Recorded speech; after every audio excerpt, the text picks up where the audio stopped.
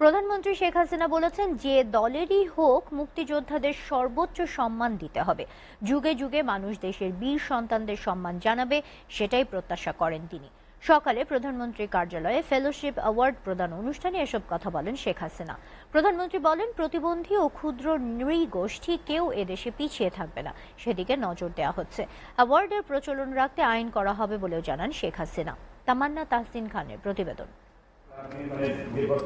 প্রধানমন্ত্রীর কার্যালয়ে প্রধানমন্ত্রী ফেলোশিপ 2024-25 এর নির্বাচিত ফেলোদের পুরস্কার প্রদান অনুষ্ঠানের আয়োজন।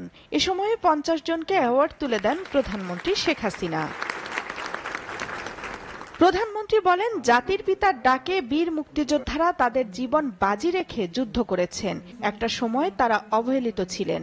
আমি আসার পর থেকে তাদের সব ধরনের সহযোগিতা করেছি এবং গর্ব করে যেন তারা বলতে পারে যে আমি মুক্তিযোদ্ধা। আমার মতামতের সাথে নাও থাকতে পারে, আমার দলে নাও থাকতে পারে, কিন্তু তারপরেও সে মুক্তিযোদ্ধা। কাজে আমার কাছে সবাই সম্মানিত, আর সেই সম্মানটা যুগ যুগ ধরে এদেশের মানুষ তাদেরকে দেবে, সেটাই আমরা চাই। কোনো অঞ্চলের মানুষ যাতে পিছিয়ে না পড়ে সেই লক্ষ্যে সরকার কাজ করছে জানিয়ে তিনি বলেন, বিজয়ী জাতি হিসেবে বিশ্ব দরবারে মাথা উঁচু করে চলবে বাংলাদেশ। কোনো কেউ অবহেলিত থাকবে না। আমাদের এখানে ক্ষুদ্র নৃগোষ্ঠী আছে, প্রতিবন্ধী আছে, অটিস্টিক আছে, এবং তাদের সকলেরই প্রতি আমাদের যথেষ্ট সহানুভূতিশীল আমরা, তারা যেন সমাজের সব রকম সুযোগ সুবিধা পায়, শিক্ষায় দীক্ষায় তারাও যেন পিছিয়ে না পড়ে, সেদিকে আমরা বিশেষ নজর দিচ্ছি। সরকার প্রধান বলেন, 2001 সালে বিএনপি ক্ষমতায় এসেই ফেলোশিপ বন্ধ করে দেয়।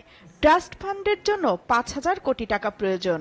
এর জন্য নষ্ট করতে না পারে সেই জন্য ট্রাস্ট ফান্ড করে আমি এই ফেলোশিপ যাতে থাকে, স্কলারশিপ যাতে থাকে, এবং বৃত্তি যেগুলি দিচ্ছি সেগুলিও যাতে থাকে, সবই ট্রাস্ট ফান্ডের আওতায় নিয়ে এসে এটাকে একটা স্থায়ী ব্যবস্থা করে দেব, যাতে করে বাবা মার উপরে চাপ পড়বে না, নিজের উপরে চাপ পড়বে না। উন্নত একটা দেশ আরো উন্নত হবে। দেশের ছেলেমেয়েরা অনেক মেধাবী, শুধু তাদের সুযোগ তৈরি করে দিতে হবে বলেও জানান শেখ হাসিনা।